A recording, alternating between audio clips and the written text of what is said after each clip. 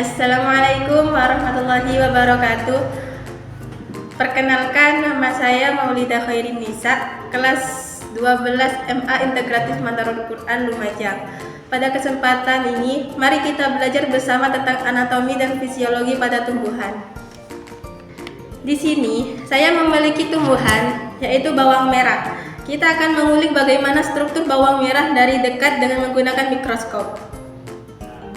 Sebelum itu, kita bahas dulu apa sih anatomi dan fisiologi itu. Anatomi adalah ilmu yang mempelajari struktur internal tumbuhan seperti jaringan, sel, dan organ secara mikroskopis.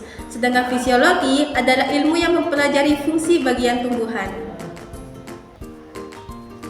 Di sini, saya memiliki mikroskop yang akan saya pakai untuk mengamati struktur bawang merah. Bahan-bahan yang sudah saya iris ada sampel akar, kulit bawang, daun, dan juga irisan melintang umbi bawang.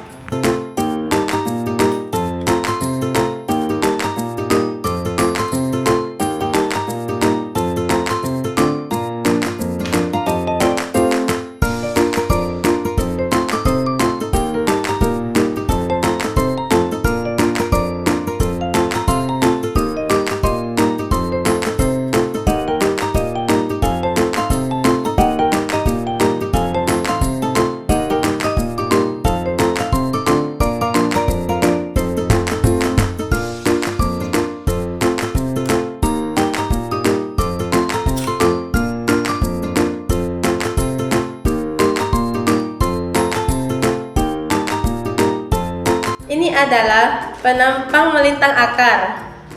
Bagian ini menunjukkan jaringan epidermis akar. Bagian ini menunjukkan korteks. Bagian ini floem. Dan ini xilem, dan titik ini menunjukkan cambium. Gambar ini menunjukkan kulit bawang. Bagian ini adalah sitoplasma, dinding sel, dan nukleus. Ini adalah bagian penampang daun. Bagian ini menunjukkan serat daun. Bagian ini adalah xilem. Titik ini adalah floem. Kemudian, ini adalah penampang melintang umbi bawang. Bagian ini menunjukkan sitoplasma, inti sel, protoplasma, dinding sel. Dan bagian ini menunjukkan lapisan dari umbi lapis. Nah, teman-teman, kita sudah mengamati struktur anatomi tanaman menggunakan mikroskop. Sekarang, mari kita bahas struktur fungsionalnya. Di sini, saya memiliki gambar sel tumbuhan beserta bagian-bagiannya. Endoplasmic reticulum. Endoplasmic reticulum ada dua, endoplasmik kasar dan endoplasmik halus. Endoplasmic reticulum kasar terlibat dalam sintesis dan modifikasi protein karena adanya ribosom pada permukaannya. Sedangkan endoplasmic reticulum berperan dalam sintesis lipid dan detoksifikasi racun serta metabolisme karbohidrat. Selanjutnya nukleus atau inti sel mengandung DNA yang menyimpan informasi genetik dan mengatur aktivitas sel, termasuk pertumbuhan, metabolisme, dan reproduksi sel. Nukleolus berperan dalam produksi ribosom dengan mensintesis ribosom RNA dan merakit subunit ribosom.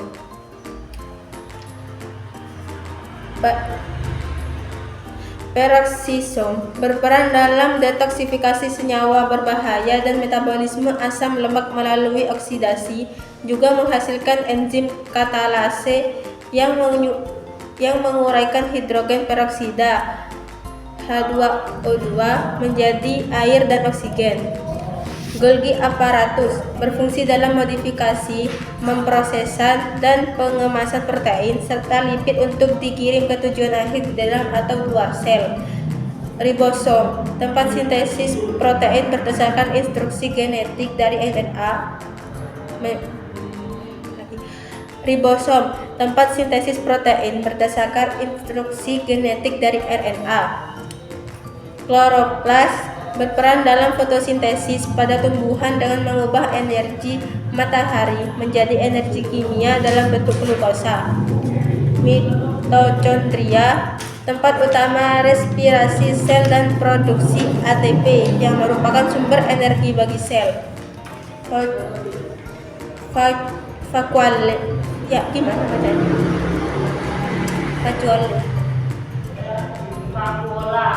Vakuola berfungsi sebagai tempat penyimpanan air, nutrisi, dan produk limbah pada sel tumbuhan. Vakuola juga membantu menjaga tekanan turgor.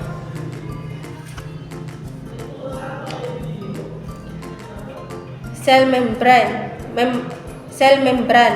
memisahkan isi sel dari lingkungan luar dan mengatur keluar masuknya zat ke dalam dan dari sel. Transportasi molekul. Sel wall atau dinding sel menyediakan struktur dan perlindungan bagi sel, khususnya pada tumbuhan, jamur, dan beberapa bakteri. Dinding sel pada tumbuhan terbuat dari selulosa. Amiloplas, organel penyimpanan pati dalam sel tumbuhan yang berfungsi dalam sintetis dan penyimpanan amilum atau pati. Yang terakhir ada sitoplas atau sitoplasma, media tempat organel sel berada dan tempat berlangsungnya berbagai reaksi biokimia sel. Nah, teman-teman, kita sudah belajar tentang anatomi dan fisiologi tumbuhan. Semoga ilmu yang kita pelajari hari ini bisa bermanfaat. Amin ya rabbal alamin. Wassalamualaikum warahmatullahi wabarakatuh.